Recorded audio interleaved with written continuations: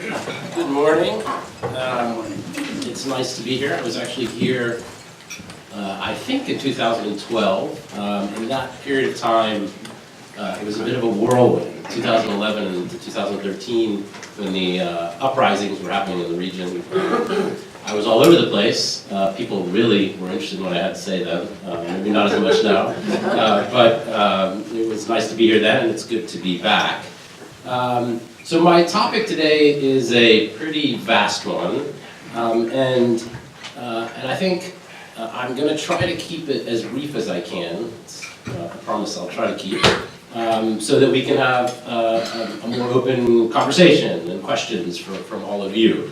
And I think I want to break up my discussion here quickly into kind of three big areas. And the first really is how we got here, and I mean that quite broadly. We shouldn't take as a given our present posture in the region. It's fairly new, and when we think about how to go forward, I think it's useful to have a bit of that background. And so, you can't conceive of strategy with path dependence as your only, as your main driver and variable. And I think that's often the case in the Middle East. Our posture is a kind of modern phenomenon. Our role in the Middle East accelerated over time, particularly in immediately after immediately after World War II, as the old colonial powers dissipated. And U.S. power was on the ascent. And we see really the first manifestation of that with Franklin Delano Roosevelt returning from Yalta, meeting with the Saudi king in a meeting that I think set up a lot of the sort of the trajectory of American power and influence in the region since. At that early stage, oil and access to it is obviously becoming quite important to the United States.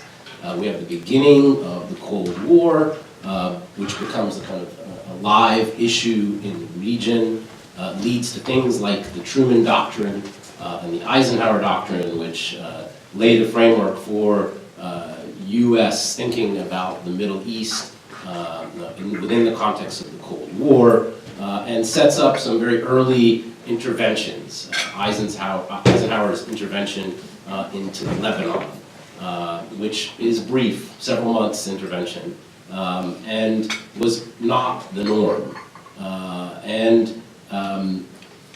We see over time the growing role of the United States in the region, but a role that didn't entail a permanent military presence. We, again, as 73 war takes place, the October War between Egypt and its Arab allies and Israel, we see how much more present the United States is in the region.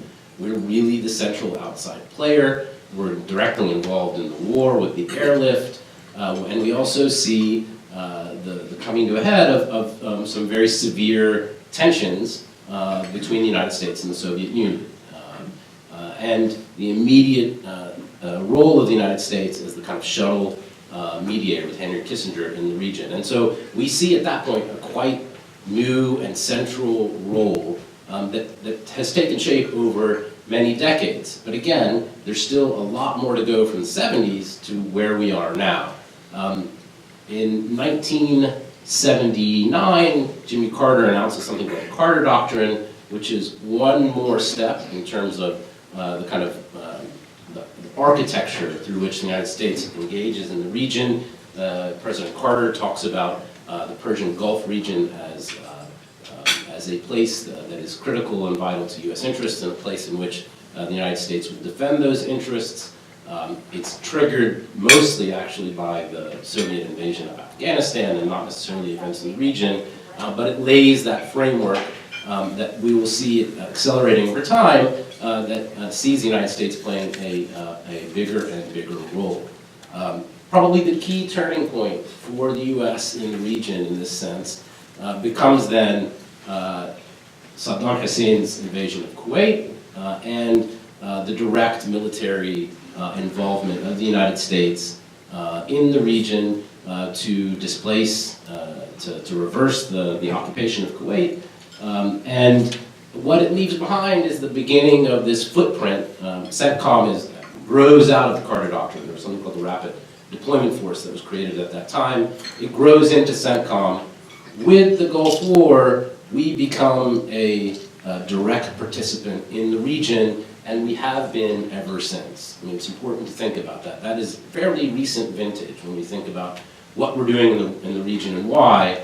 Our expansive military presence and that military footprint and our constant presence in the region mostly has its roots in the Gulf War and its aftermath. Okay.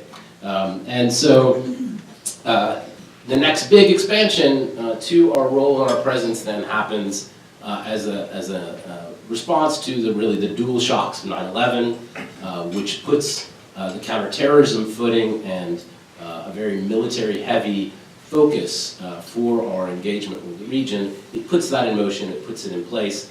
And then, of course, the Iraq War in 2003, which, and I mentioned this last night, but it's something I harp on a lot because I think it's a very important cautionary tale, particularly as we think about new escalations and potential new military ventures, not just in the Middle East, but more broadly.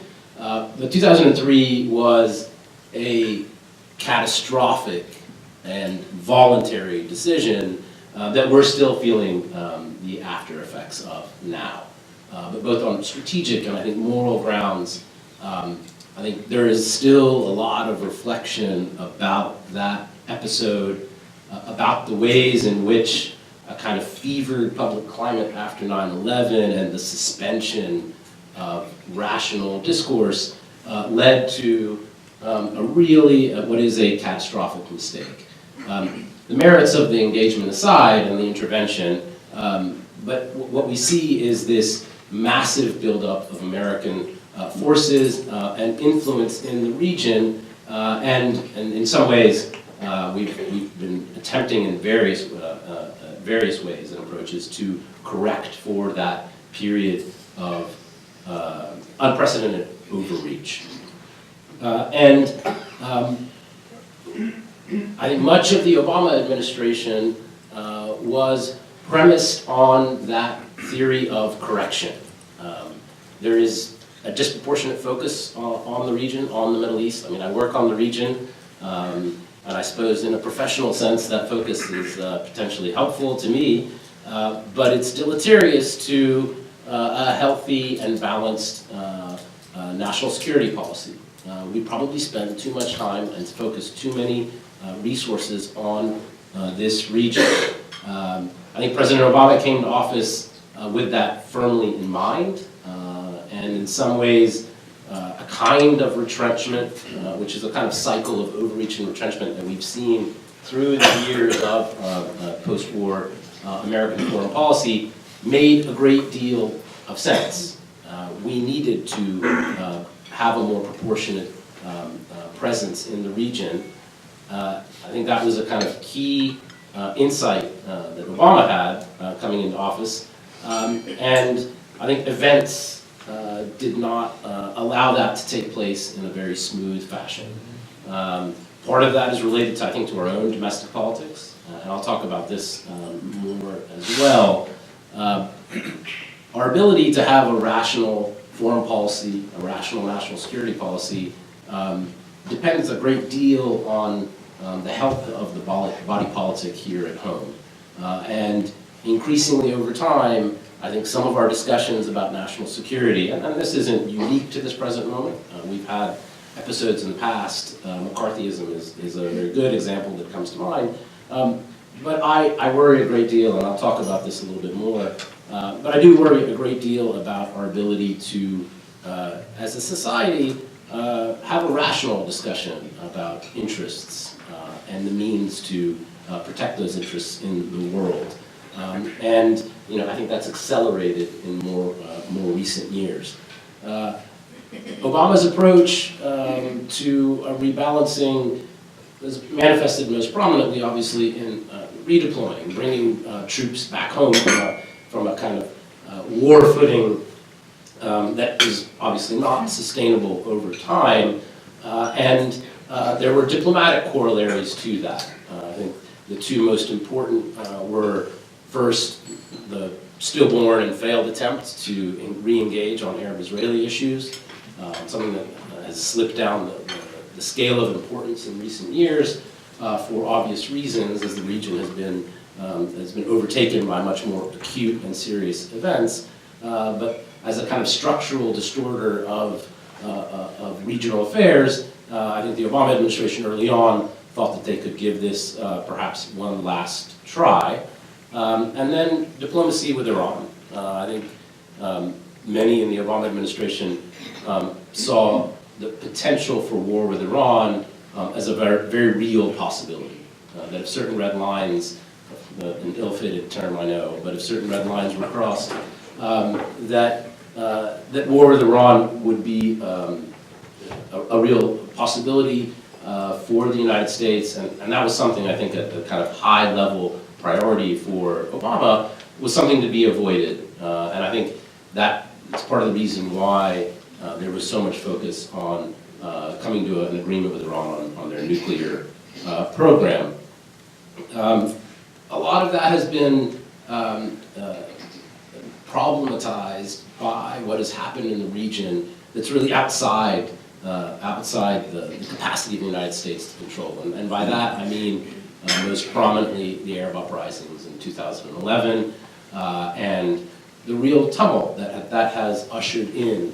I think it's been humbling in some respects. I think it's been an acute lesson in the limits of any outside power's ability to influence events in the region, and I think that holds lessons for the United States going forward. But importantly, it also opened up the region, an unbalanced region. I think this, the strategic balance of the region is tipped into disarray following the invasion of Iraq, the great opening that provided for Iran, and the growth of Iranian ambitions. And since 2011, the region has been opened for conflict. The number one driver of militancy is not ideological. I mean, there are ideological roots to any kind of militant movement, but the number one driver for militancy is conflict, war. And since 2011, as the Arab uprisings turned to failure, and events are largely outside the control of the United States, we've seen the growth of war settings in Libya, in the Sinai Peninsula, in Egypt, obviously in Syria, in Iraq, in Yemen. And so whatever notion of pivot that the Obama administration came to office with were largely foiled by events in the region. Focus was, again, disproportionately on the region, on the Middle East, and a region that is not particularly susceptible to the exercise of American influence. And I'll just speak briefly on this because I think it's an important point to make. What is being asked of American foreign policy in the region is quite different than the asks of the Cold War era, and even the post-Cold War era. The United States has traditionally not been particularly interested in how states govern themselves internally. We have not been ever, and our experiences in Vietnam are very good, it's a little bit further afield, but we have never been in the position to dictate domestic politics, even when we have been engaged in military interventions, when one would think that coercive leverage is at its highest. We saw this in Iraq during the war, when Iraqi politics, where we obviously had an important role, were still a organic political process that we couldn't dictate. And in that period after the uprisings, we were again being asked to, in effect, steer the trajectory of these uprisings, and that kind of leverage has never been possible for the United States. So I think there's a real mismatch in terms of what we ask our foreign policy to do from the tools that we can be reasonably expected to bring to bear on these kinds of situations. We see this a lot in the way we talk about more current events, the protests in Iran, which very quickly become a discussion about the United States. The world isn't always about us. These things aren't happening because of the United States. The trajectory of these events can certainly be influenced in some ways by what the United States does, but the kind of domestic political hysteria that sometimes accompanies events in the world that is quite focused on the 6-7 words that an American president is going to say in public are oftentimes quite detached from what is happening on the ground. And so I bring that up because I think it's an important point. We're asking a lot of our foreign policy, and I think we're asking things of it that we will be disappointed in the end. Now, some of that is understandable because, and it's somewhat cliche to talk about the effects of globalization and interconnectivity, but they're real. And so we feel spillover from the region much more acutely in the form of militancy, in the form of a migration crisis, which obviously our European allies feel much more severely than we do, in terms of the spread of militancy, both in terms of the actual people, militants, but in terms of the ideology as well. The region and its dysfunction, we feel much more so than in the past. And so it's understandable why we think about how American foreign policy should respond to the region and its challenges, and why we have such ambitious asks. But at the same time, that mismatch of what we're now asking American foreign policy to do as compared to what the kinds of approaches we took in the past is an important one. So we have dysfunctional governance in the region, we have ongoing conflicts in the region, we have greater polarization and an opening up of alignments in the region, we have Iranian ambitions and expansionism in the region. These are huge challenges, and in the best of cases, these are very difficult dynamics to deal with.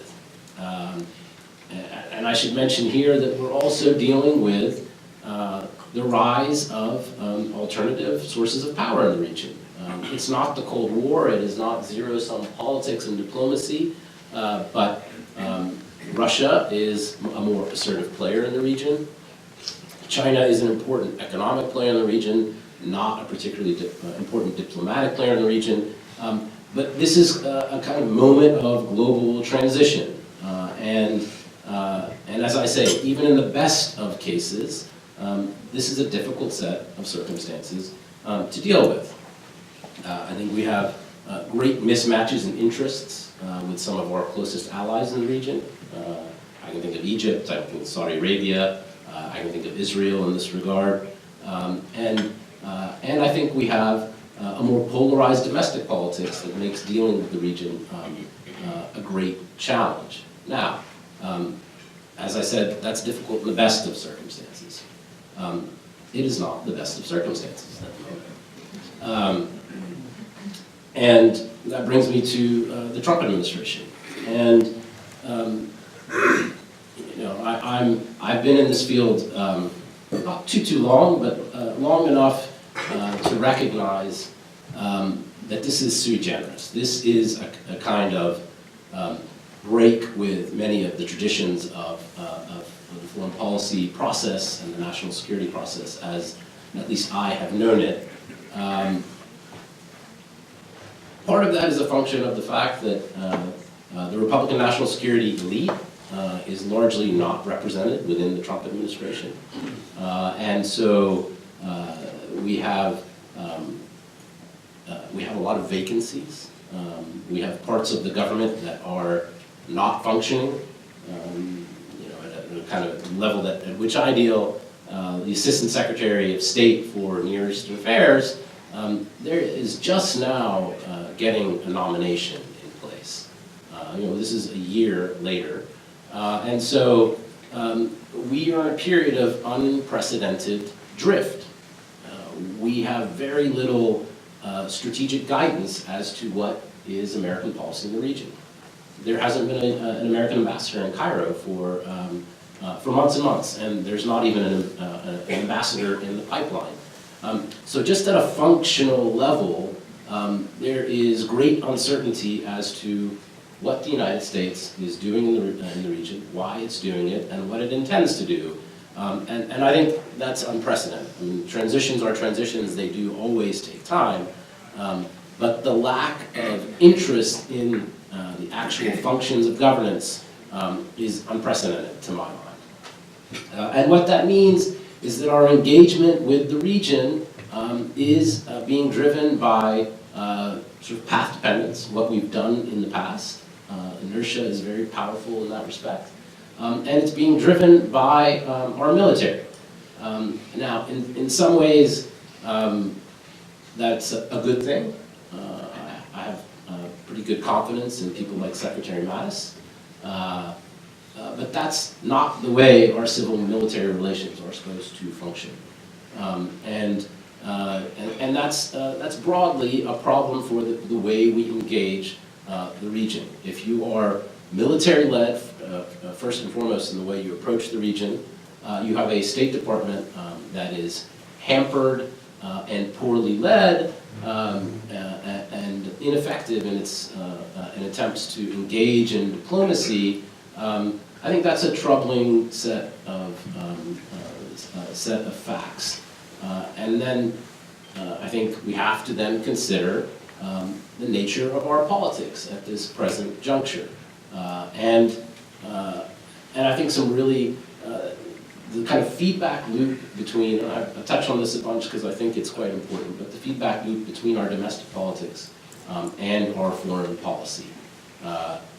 The public climate that I think is encouraged by this current president is a troubling one. It is one in which bigotry and xenophobia are major components. And it has led to an air of irrationality around our discussions of foreign policy, about the Middle East, about ISIS. And I think that's a quite troubling development. I don't think that's wholly unique. Again, I mentioned the kind of run-up to the Iraq War. I think public discussions about Guantanamo, for instance, have been detached from reality in a way that I despair about. But this current moment, I do think, is quite different. It is a moment in which demagoguery on issues that touch on the region is being fueled by the president. And I think that's encouraging some quite negative trends in our own politics and in our ability to respond to the region. The problems in the region are not going to go away. Many of these open conflicts remain. Syria is a different kind of war, perhaps a slightly less intense war than the one that really focused international attention in 2014 and 15. But it's a war that's going to go on for a long time. And so our current posture is not one that is ideally suited to meet many of these challenges. And for me, I mean, if I can offer one prescriptive thought before I close these introductory remarks, I do believe a more healthy balance in terms of how we approach the region, what our posture looks like, recognizing that our posture is not a kind of natural phenomenon. It has escalated and increased over time, but what is required is really a more thoroughgoing interagency and public discussion about what is our role in the region and why, what are our interests in the region, how those differ from our allies. And I worry that those aren't conversations that we're in a position to have at this current juncture. I'll stop there so that we can have questions from the audience. Is there any protocol to questions or? Okay, all right, so here's a hand up in the back. Yes, tell us about Saudi Arabia. Are they a friend When you or ask the foe? question, if you could just stand up, we can hear you a little bit better.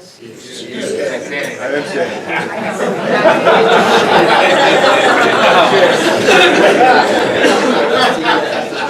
I'll start over again. Tell us about Saudi Arabia. Are they friend or foe? And how does that relate to our long-term interests in Iran? Because we might have more interest in Iran than in Saudi Arabia. And how does that play out? Sure. So Saudi Arabia is a long-time problematic friend.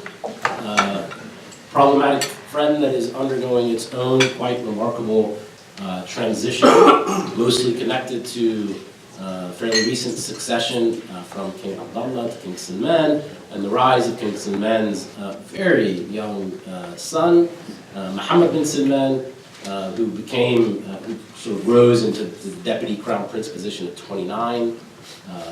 You know, when I look back, when I can see a world leader who's significantly younger than me, that worries me. So this now, we have a 32 as the crown prince. They've done away with the kind of intermediary step. And he's the most influential person in Saudi Arabia. And that is producing quite remarkable change. I think it's important to look at the totality of that change. I think on the whole, in a regional sense, much of that change is quite negative. I think there are very interesting things happening domestically within Saudi Arabia, and that's a major battle about what that country and society looks like. And I've been shocked really at the speed with which some of these steps have been undertaken on women driving, women allowed to attend sporting events. That's quite remarkable that a Saudi leader could take on a clerical establishment that has been a kind of core pillar of the kind of foundations of how the Saudi state arrayed itself and legitimized itself. At the same time, we see, I think, real divergences between the United States and Saudi Arabia in terms of how I perceive American interests in the region, and the kind of revisionist Saudi approach, quite aggressive, militarized.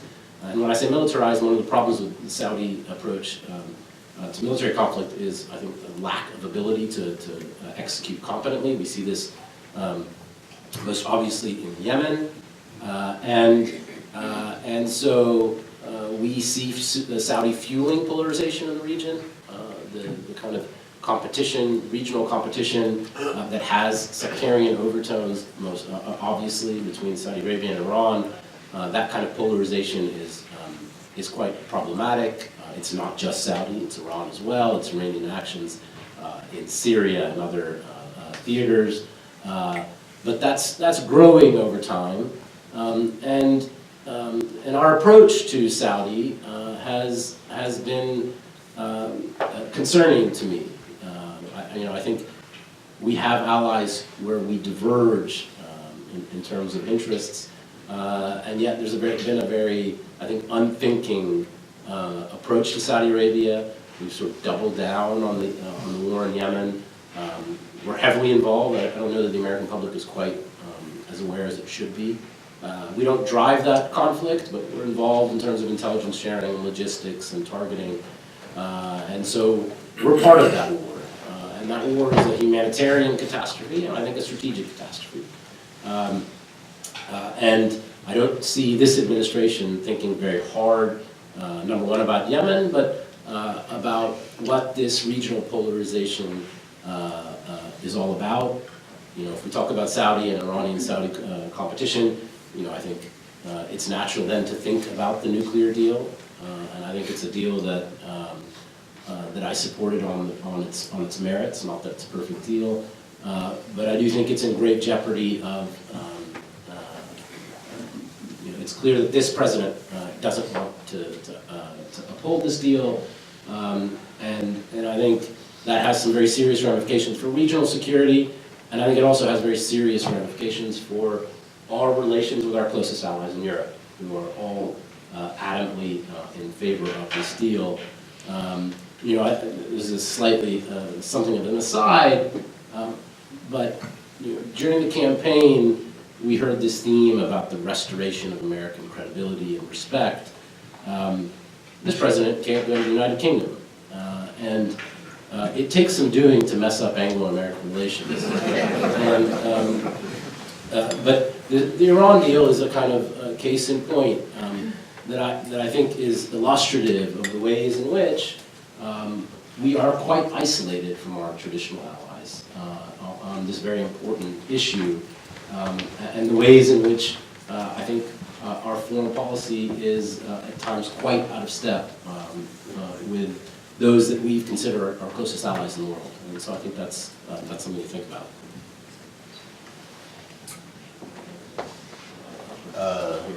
Any thoughts on balancing our relationship with the Kurds versus an increasingly high maintenance Turkey? U.S.-Turkish relations have been deteriorating for some time. This isn't simply a function of what the Trump administration is doing. This is the accumulation of a trend that's been ongoing even since the G.W. Bush administration, and looking at what Turkey tried to do in Iraq and within Iraqi politics. And I think there was hope at one point in time, hope that I shared as well, particularly in 2011, that Turkey could be an important balancing force in the region. That hope has been dashed long ago. Turkey has been a quite partisan force in the region. They've lined up on one side as opposed to taking a kind of above-it-all approach to politics. They've lined up behind Islamists throughout the region. They've lost many of those bets. We've seen Turkey engaging in quite negative behaviors over time. With respect to the United States, we now have been at loggerheads since the Obama administration really began thinking about engaging with Syrian Kurds on the ground. That decision was deferred until the beginning of the Trump administration. I think this was a decision led by the military, tasked with dealing with ISIS on the ground. We're looking at a different way of engaging both in Iraq and Syria. Special operations forces acting as advisors. If you're going to act as advisors, you have to have people to advise. In Syria, those choices were quite limited because of the nature of the Syrian rebels and really the problematic dynamics that existed within. The Kurds became the kind of only viable vehicle by which to engage in the war against the Islamic State in Syria. But that immediately puts us, because of Turkey's own issues with its Kurdish minority in the southeast of the country, and its fears about the PKK, which it considers, as do we, consider a terrorist organization, and the PKK's links to the Syrian Kurds, who we are now supporting. This is a kind of insoluble problem, and it's coming to a head now as there is talk about the United States maintaining that presence and leaving a more longer-term deployment of special operations forces engaging with Syria's Kurds. And we've seen some pretty reckless statements from Erdogan in the past week about strangling this at its conception, and talk of a imminent Turkish military campaign targeting Syrian Kurds. And if that happens in practical terms, that's going to mean that American advisors are going to be potentially within the crosshairs of Turkey, a NATO ally, a country that hosts American tactical nuclear weapons in Incirlik. And so this is obviously a relationship full of contradictions at the moment. I think a relationship that is going to be troubled regardless. This isn't simply a function of what I consider the dysfunction of the current administration. This is a quite difficult problem that I don't have I don't have great answers for. It's going to be something that we're going to have to manage over time. What is your take on the Trump administration's decision to relocate our embassy in Israel from Tel Aviv to Jerusalem? Is this merely symbolic and not too consequential in the long term or short term? Or are there more serious ramifications and implications in the long term? Yeah, I mean, I think it was a decision driven by domestic politics. It is a decision that is not in keeping with American policy over many years, and it was an unnecessary decision. There was no forcing event. This is a purely elective, voluntary step. And yes, I do think it is prejudicial to the spirit of negotiations. In which this issue is one that is supposed to be left to the parties. That being said, I think the two-state solution has been dead for many years. That's an uncomfortable truth that we don't want to recognize because we have very poor alternatives to what that two-state solution looks like. But physical reality on the ground is one that is not going to allow for a viable Palestinian state. And that's a problem for the United States. It is not at the heart of all Arab politics as it was in the 50s and 60s and even maybe into the 70s. There are much more pressing issues like the war in Syria, Yemen, Libya, all of these conflicts that I'm talking about, the kind of the inward focus of many of these countries, even Tunisia, which is seen as the relative success of the uprisings, that has experienced its own kind of second wave of protests now. These countries are going through very serious crises and transitions, but this is still an important issue for the region. I've heard General Petraeus, General Mattis, when he was at CENTCOM, talking about ways in which this impacts our ability to function in the region. It distorts what could be much more natural diplomacy and politics. There's a lot of talk about kind of Sunni Arab convergence, namely Saudi Arabia and the Emirates, with Israel over the question of Iran. That's always going to be a very behind closed doors, intelligence-driven relationship as long as as this set of issues remains unresolved. And at the end of the day, this step was a provocative one. It wasn't intended as anything to push forward a peace process. There is no peace process. When you appoint Jared Kushner as your main point of contact for the peace process, that should tell us something about its viability. And I think that we've seen that. So I think it's not a particularly serious step in terms of reflecting goodwill, and some of the ways in which we discuss it, I think, are quite problematic.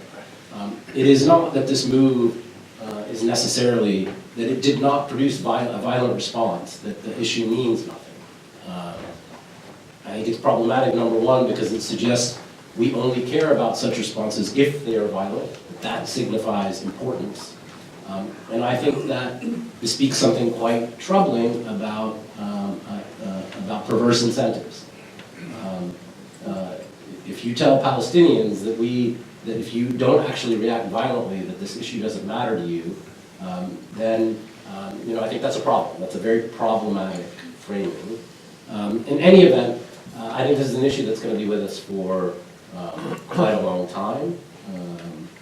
In the absence of a two-state solution, that's going to produce some really troubling dynamics on the ground.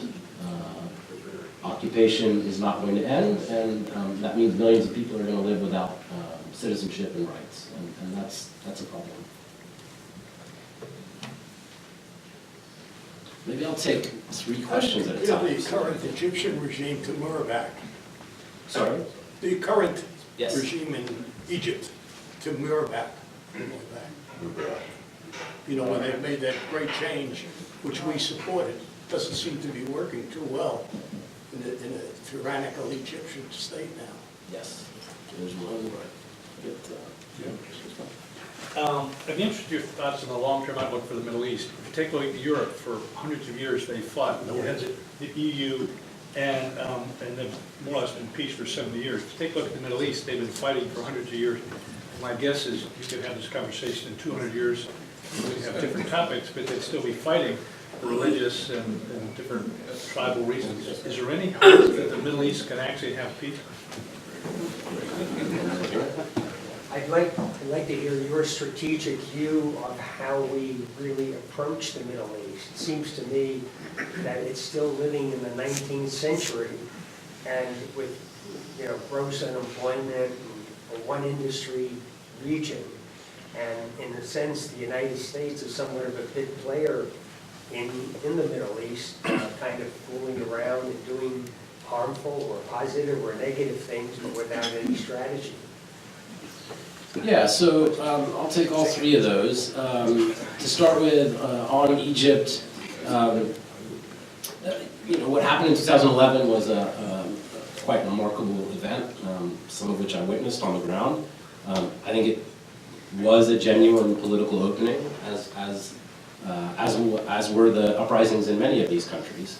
I don't think they were necessarily doomed to fail, but I think what has happened in Egypt is largely the product of Egyptian decisions. I think there's been quite negative input from the region from the start that helped fuel polarization, and this polarization was replicated across the region. It wasn't just an Egyptian phenomenon, but this kind of alignment of Turkey and Qatar with Islamists, Saudi and the Emirates with counter-revolutionary forces. You know, that's a slight caricature, but it's real enough in terms of the impact that it had on the ground. Things have not worked out well at all. I think this administration has taken a quite indulgent approach to Sisi, the president, former general, who led the military coup in July 2013. The trajectory of the country is quite negative. The kind of levels of political repression exceed, I think, those of even the Nasser era. There's an effort to really destroy civilian politics in any credible sense, any possibility for dissent or opposition. There's no real basis upon which Egypt is going to be transitioning to any kind of more open, inclusive politics. So the trajectory for Egypt is quite negative, and we have no Egypt policy. I mean, Trump has embraced Sisi in public. He's invited him to the United States for a White House visit. But what exactly this relationship is about is something we haven't really thought closely about in many years. And when I talk about path dependence, this relationship probably doesn't make sense on its own terms. It exists because it used to exist, and so it still exists. You know, the Egypt-Israel peace treaty is not something that is in any jeopardy. Egyptian-Israel relations are probably closer than at any previous point. What we get from the relationship is something that I think is worth scrutinizing a bit, and that's it's hard to do. It was hard to do under the Obama administration. There was an effort to think about it a little bit, but we've gotten further away from that at this juncture. In terms of these both of these questions, you know, what conflict is, conflicts are generally about politics. They are generally not the product of immovable ancient hatreds. It's usually not the way the world works. You know, if we look at the Arab-Israeli conflict, it's about territory. If we look about Iran, Saudi, it's about regional primacy. They do have sectarian dimensions. I don't want to say that they don't at all. They do have sectarian, they do have ideological dimensions. But they're political disputes. And politics changes. we're very close allies with Japan and Germany. And I don't think we should think of this region as somehow totally different. I don't think it's in the 19th century. I think that's not a helpful way to think about what's going on. Clearly, the region itself is in a period of crisis. It is in a period of transition. I think that's exacerbated by the broader transitions happening in the world. I think it is exacerbated by the inability of the United States and allies to coherently engage with the region. We have our own fiscal pressures. We don't have the capacity, nor do our allies in Europe and Asia, have the capacity to engage in aid programs in the ways that we have in the past. But importantly, the region is going to evolve in certain ways based on the decisions of people in the region, much more so and much more importantly than what we do. That's just an important insight. When the Syrian civil war happened, putting the country back together again is not something that is about leadership and resolve. When you put in force, when things like that begin, the dissolution of a country and this multifaceted civil war, the kind of expenditure of resources that would require for the United States to effectively engage in Syria are quite serious. And so, I think we have to think very clearly about what we're after. Part of the problem with how we approach the region is tied to our conception of counterterrorism, which is different really than if we look at the British approach to the IRA, which was highly focused on normalcy, on stoicism, that in fact hysteria about terrorism was the kind of the point of it. This is what they are after, and our response to terrorism feeds what I think is a kind of overbroad approach to counterterrorism. Our politics are so brittle. I worry a great deal about what American society would do, and not even after another 9/11, but after a significant terrorist attack.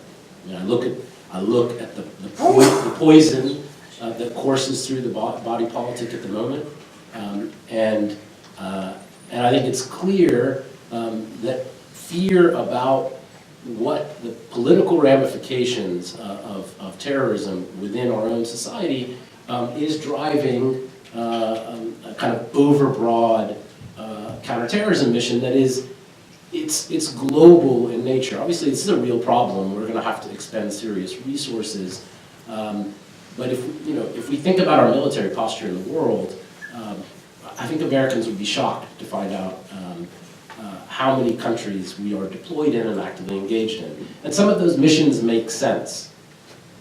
But part of our problem in the region is that we fear about the consequences of disorder, which are quite real. There are really negative spillover effects, and most obviously in the form of terrorism. But our inability to deal with terrorism at a kind of rational level, I think, drives some dysfunction in the way we actually try to deal with the problem. And I'd add that we've been at this since 9/11, and if anything, the sort of problem set is only bigger. So I think it's worth thinking about what we're doing. Is it working? Donald Rumsfeld every once in a while would say something that I thought was quite interesting, and in the early stages of the Iraq War, talking about the broader issue of counterterrorism, he said, I guess at the end of the day we have to figure out if we're producing more terrorists than we're killing, something to that effect. And again, I don't want to make this all about the United States, because it's not simply what we're doing. I mean, there's a civil war in Syria in which Syrians and other actors are doing things that are fueling militancy. But this broader question of what our counterterrorism mission is, how best to accomplish it, I think is one that is really probably overdue for some re-examination, and it's an issue in this current environment that is not getting any kind of further reflection. I don't know if that's. Maybe you could take one more and then we'll. I'm happy to take as many as. So maybe I'll take these two right here and then. A few words on Russia. Sure. Will you discuss these protests that are occurring in Iran and whether they're being driven by external or internal forces? Sure. So Russia. I've had a good deal of interaction with Russian colleagues and involved in some U.S.-Russia discussions on Syria over the recent years. I think, I'm not a Russia expert, I'm not an Iran expert. It's clear that Russia's reaction to the collapse of the Soviet Union has been long festering. The sense of humiliation, the sense of Russia's rightful place in the world, I think is quite important to Russians. And wanting to be taken seriously and wanting to project power on the world stage, and importantly, to frustrate American ambitions. These are core Russian aspirations, and recent years in the Middle East have afforded them the opportunity to re-engage in the region, often in very destructive ways, very problematic ways. Russia has not made it easy in any sense for there to be cooperative U.S.-Russia engagement on the region. I mentioned earlier, it's not the Cold War.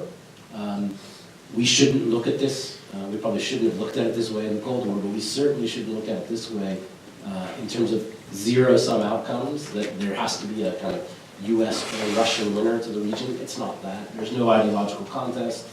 Russia is not the Soviet Union in terms of the power and resources it represents. They're an important player in the region now. We have to take them seriously. It's very difficult to engage with the Russians because it's not clear that they are willing to do so. I think there have been reasonable attempts on Syria to engage with the Russians that have met with failure, partly due to the limitations of Russian leverage. When we think about the limitations of our own leverage with our allies, Russia has limited leverage with Syria. They can't force outcomes necessarily either. But partly it's because the aims of Russia are bound up in the frustration of American aims. And so that makes cooperation quite difficult. I think it's important that we remain engaged. I don't think we can take a purely punitive approach to Russia. At a practical level, we have to have channels of deconfliction, or else we run the risk of very serious military accidents happening in a theater like Syria. But they're trying to be more engaged in the region, Libya, on Egypt as well. And I think it's something we're going to have to manage. I don't think they are kind of peer competitor to the United States in the region in any sense, but they're an important player in the region, and of course that's backed up by their membership on the Security Council. And so on any issue dealing with international peace and security, in which we are looking to engage the international community more broadly, Russia has to be important, and that more often than not, that's going to be a problem. On Iran, I study Iranian regional policy in the sense of what Iran does in the region, in the Arab world, and I'm in no sense an expert on Iranian domestic politics. I guess what I would say is these protests are interesting. I think there were a lot of probably rash conclusions drawn about what they were and what they represented. And again, that's mostly about domestic politics. In some ways, it has very little to do with Iran and Iranians. It's about the ways in which these become tools in our own domestic political disputes. Something is happening. It's serious. It's not nothing at all. It's probably too early to know. Some of these protest sites are in fairly remote areas, so information, kind of transparency of information is difficult. And they're obviously trying to clamp down on the ability of Iranians to get information out. I think it is symptomatic of a regime that is not governing well. There's clearly, there's a lot of focus on this as economic grievance and economic discontent. And it's quite hard to separate economics and politics at the end of the day. What it means going forward, I don't know. I guess we will see. But it is an important reflection of the ways in which the regime is coming up short. And at the end of the day, I don't think how we describe, in either way, if we come out very wholeheartedly in support or try to take a more measured approach, neither of those things is going to have a big impact. They're going to describe this as an outside plot in any event that doesn't require any kind of spur from what the United States is saying. Iranians are going to decide the trajectory of those events and not anybody from the outside.